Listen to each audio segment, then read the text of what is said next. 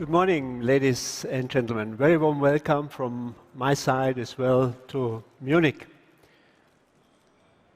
Climate change will be the greatest challenge for humanity in the coming decades.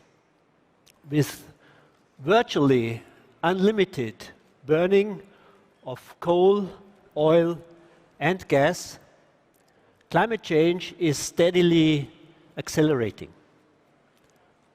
More and more people are realizing how dramatic the situation is and want to take action.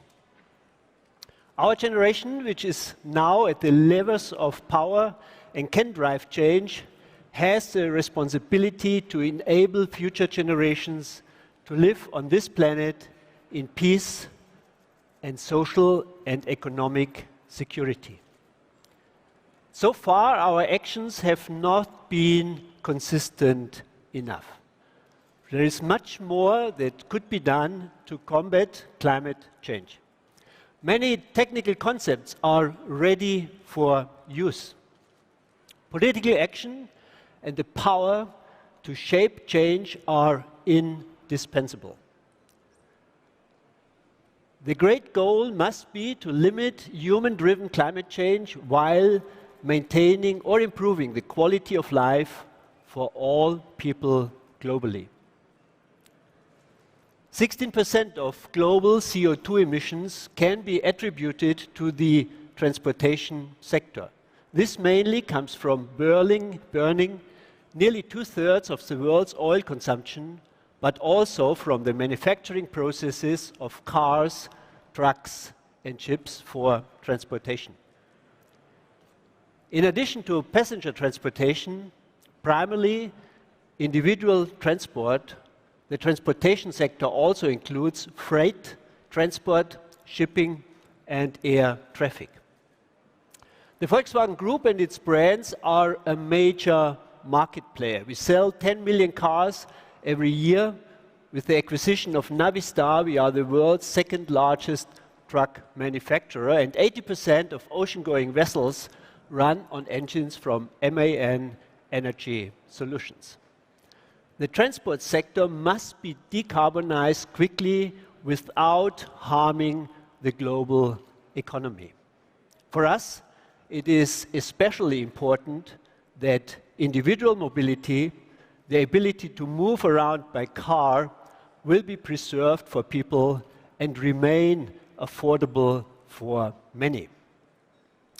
Mobility is a basic human need. It is fundamental. It's a fundamental right in a free society. The restrictions imposed by the pandemic have shown how important this basic need is for all of us. Our company has a responsibility to reduce CO2 emissions in all our fields of activity as quickly as possible. We are convinced that mankind can stop the anthropogenetic climate change and achieve the 1.5-degree target. We are electrifying passenger cars and, step-by-step, commercial vehicles. And we are beginning to convert our main diesel engines from MAN-ES to liquefied natural gas, a precursor for the later use of synthetic fuels from wind and solar energy. We will reduce our total emissions from the passenger car and light commercial vehicle fleet by 30% by 2030 compared with 2018. A reduction of around 14 tons from around 47 tons per vehicle. In particular, through the electrification of our vehicle fleets. In 2030, nearly 70% of our cars sold in Europe will be electric.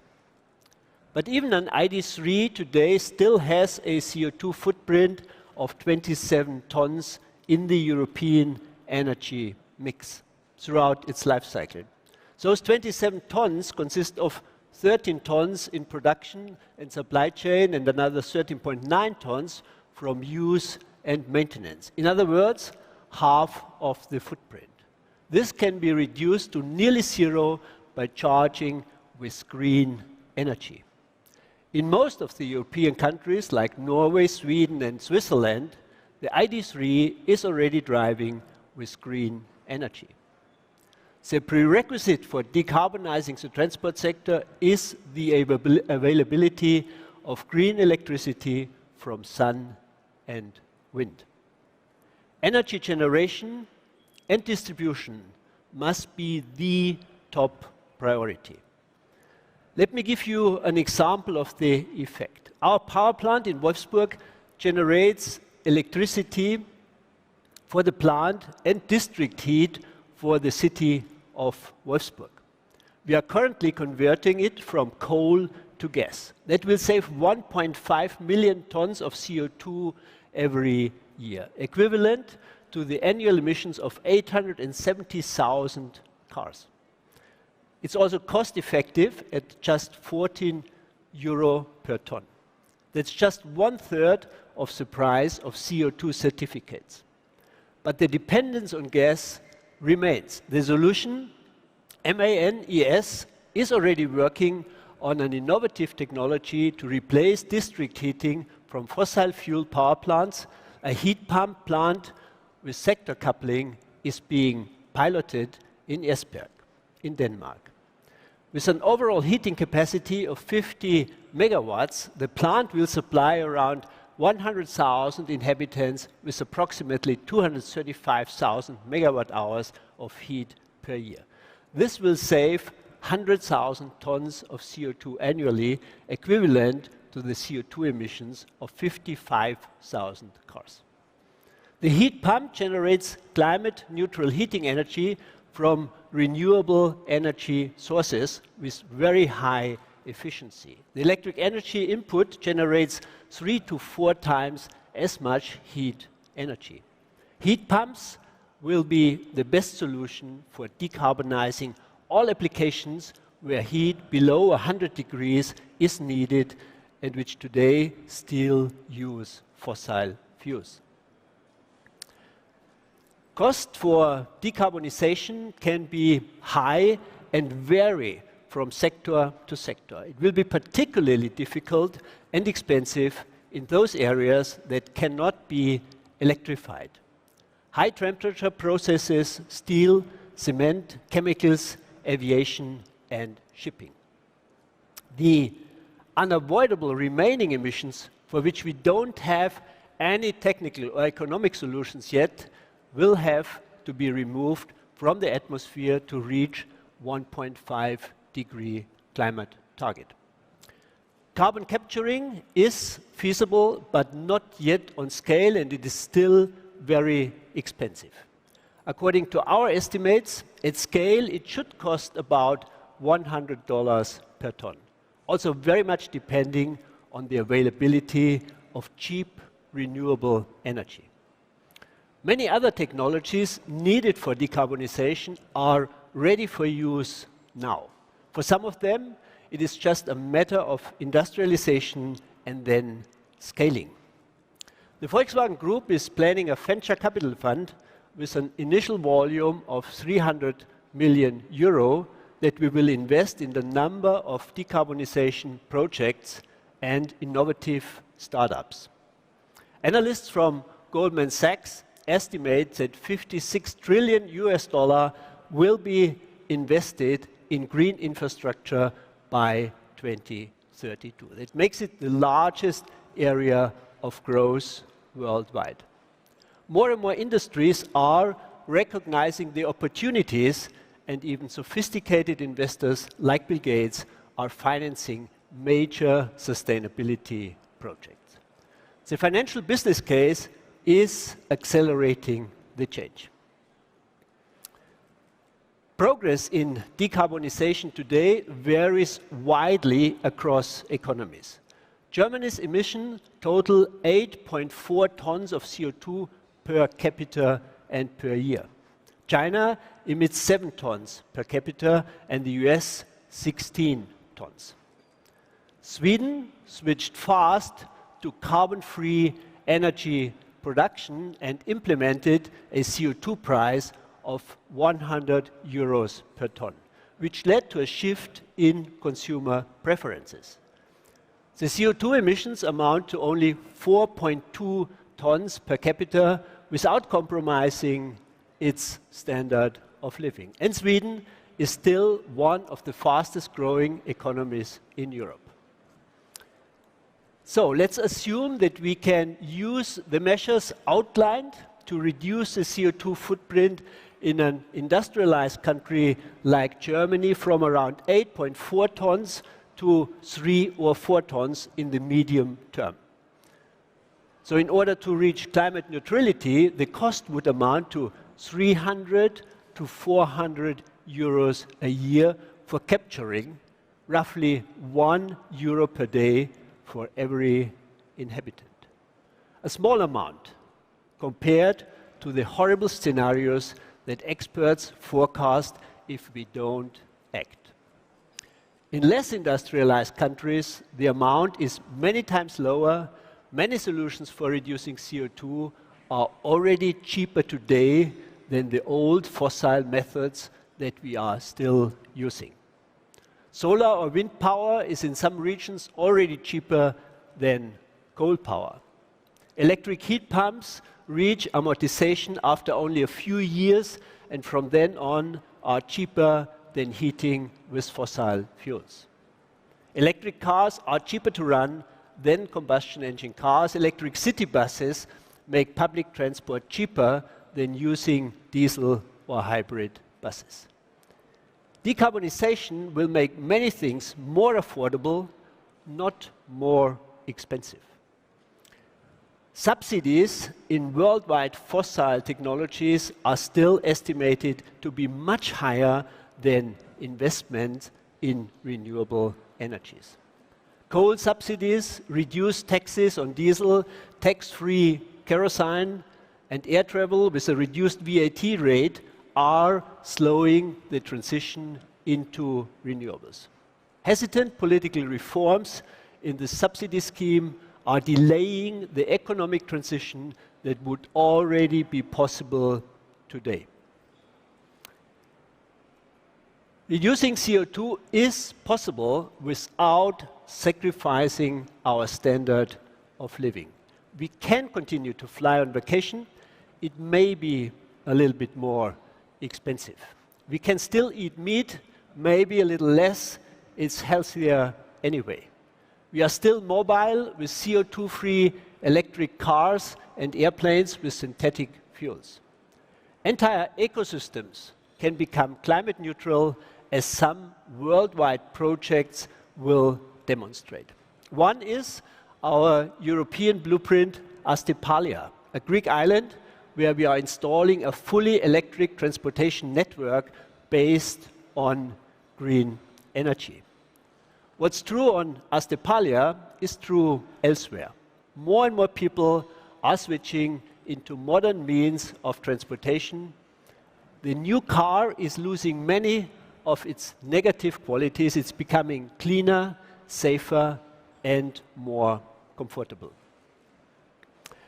Another big lever to reduce CO2 emissions is better utilization. Today, a car used for private or for business purposes is one of the world's worst utilized assets.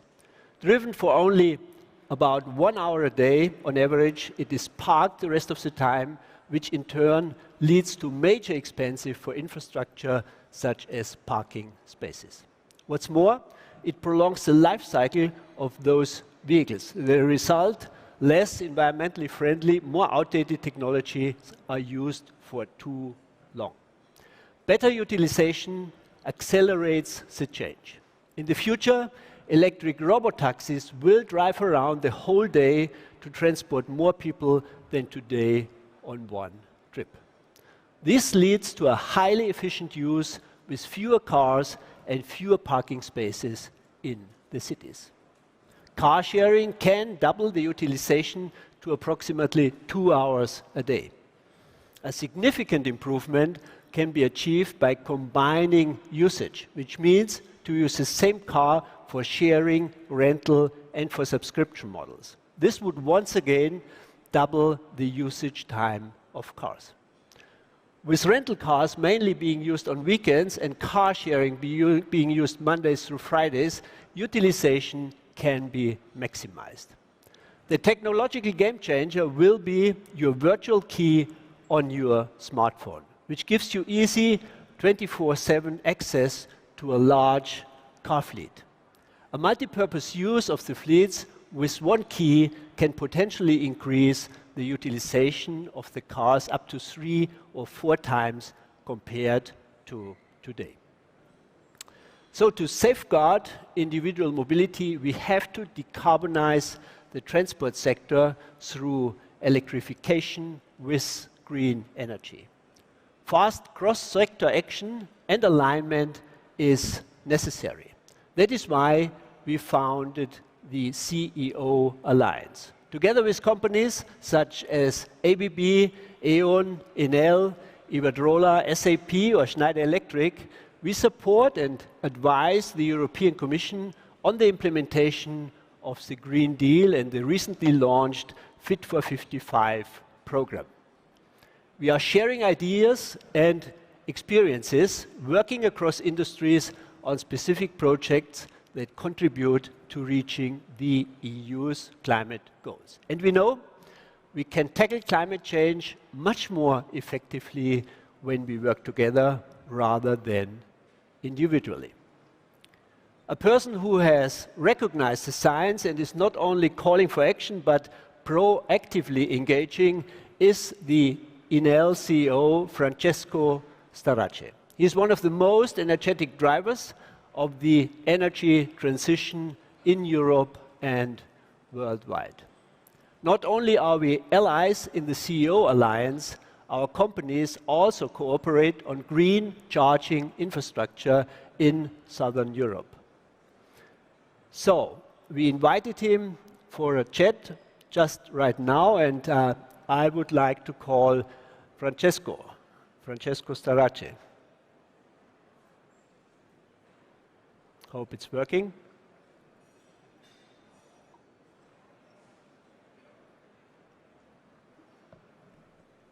Here you are. How are you, Herbert? Hello, Francesco. Please welcome Francesco Starace from Enel.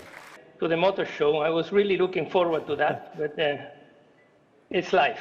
Climate change is really a cross-sectoral task. We deepened our relationship, and meanwhile, I think we have a good understanding of each other's businesses, and we are working together. Just we signed a contract to amplify the fast charging network of Enel in Italy, and we are working in other fields as well. For instance, in the area of electrifying buses. So, Francesco, could you explore a little bit on the common tasks between automotive and infrastructure or energy production? I have to say that your speech has been extremely clear and absolutely subscribable to the extent of the importance of our collaboration, the collaboration between these two industries in decarbonizing the economy of the world. It's really fundamental. Your chart shows that the energy industry is accounting more than 50% of the global emission, and then transportation becomes the next one to be tackling this problem. We believe that the cooperation is only beginning now, and it will go deeper and deeper in order to really address this issue and create value in doing that, because you are absolutely right. This is not something that destroys value. This is an incredible value creation opportunity for the industries. As an integrated utilities, we see that we have a lot of points together. We cover about 70 million customers worldwide with our networks that span most countries of Southern Europe, and then most countries of Latin America, and a big presence in the US. What we see is that if you count the many times renewable generation was mentioned in your speech, it's incredible how big this attention is today. We are working at trebling the 50,000 megawatts of renewable capacity which we have today. And every year that we install capacity, we beat the yearly record of the preceding one. This year we will gets around 5,000 megawatts of additional capacity in the 2021 only, which is a testimony of the big transition that we are carrying out in our fleet, in our generating fleet. We will reach about 145,000 megawatts of installed renewable capacity by 2030, which is about 3 times the large quantity that we have today. And that will be barely enough to cope with what demand is projected to be. But if you look at this, you understand how important is another portion of our business, which is networks. Because you can electrify society only if you really push networks to level of quality, performance, and digital transformation that today are completely not there. You can imagine society fully electrified only if networks really change. And we have today the largest network system in the world in private hands, and we have a big effort in digitizing them. If a network is digital, then cars and their charging can really deploy the potential that they can deploy towards customers. A car is a fantastic thing, of course, we all love cars, but it's also a battery on wheels, if you want, from our standpoint, and batteries are an incredible value creation opportunity in the future. So digitizing networks enable cars to be using flexibility when charging, allows networks to sense when it is the right time for a certain car to be charged, but also allows car owners to benefit from services that their cars can give to the network when they're not being driven. And that can be a source of revenue, which for a car owner is really new. Your car can earn you money while being parked, which is typically not a value creation moment. But this is something that in the future can happen. We have tested it, it is there, the technology is already there. So as many things that we have, we only have to realize their potential and work hard at bringing it to scale. And I think this is just one case where cooperation between these two industries can be really value creative. We will never manufacture cars. It's way too difficult. And I think you really don't have time to dig trenches in the street and put down lines. But there are lots of things that we can do together, and I really think that your vision is an incredible step forward. Yeah. Francesco, many people here in this room and probably listening would have this question: will our networks and the production of renewable energy be enough to support the growth of electric cars we foresee for the next years? And we are trying to produce, or we will produce 70% electric cars by 2030. That's why we have to invest an incredible amount of money into battery cell plants. We have to design new cars, but at the end we will need the energy and the infrastructure of it. Will that be feasible? Definitely yes. Let me give you a few figures. In 2017, if you take Italy, we had about 10,000 electric cars circulating in the country. And now we have 200,000 electric cars circulating in the country, which is a ridiculous number maybe 3 years down the road from now.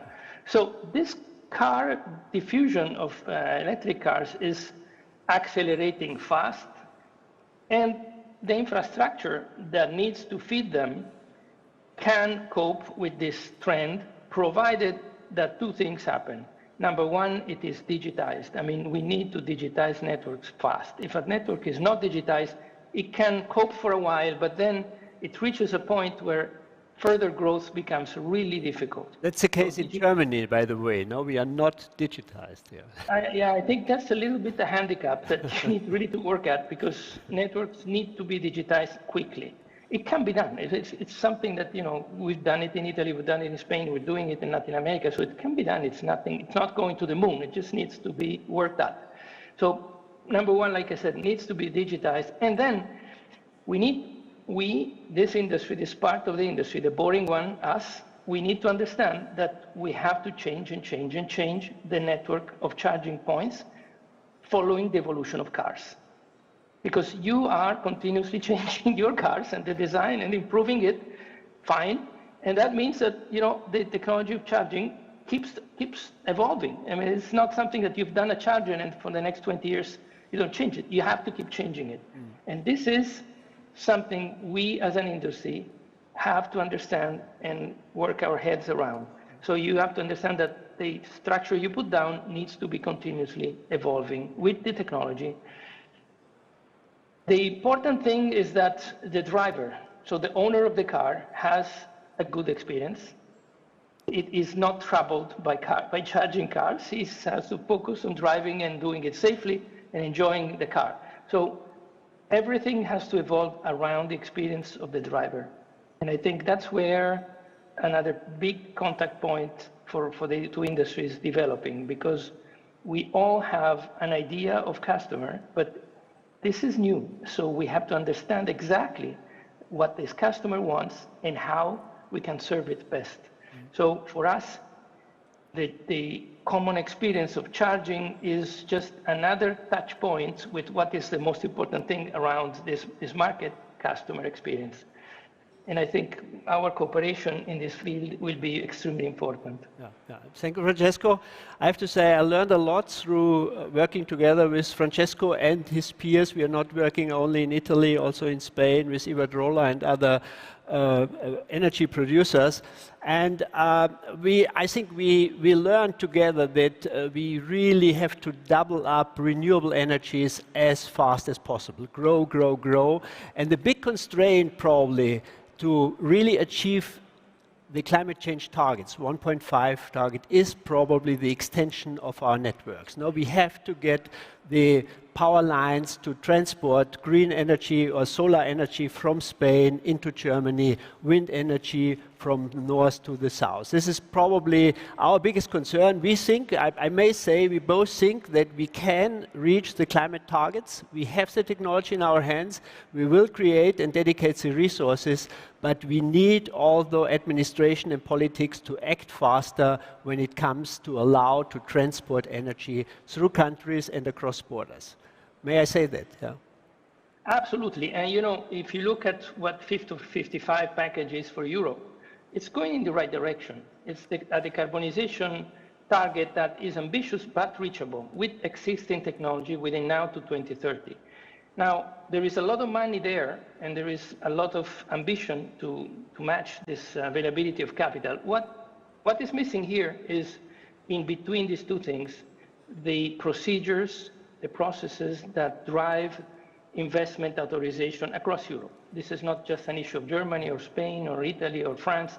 Everywhere we're working with tools that are the result of decades of existing habits of the past. We have to change pace.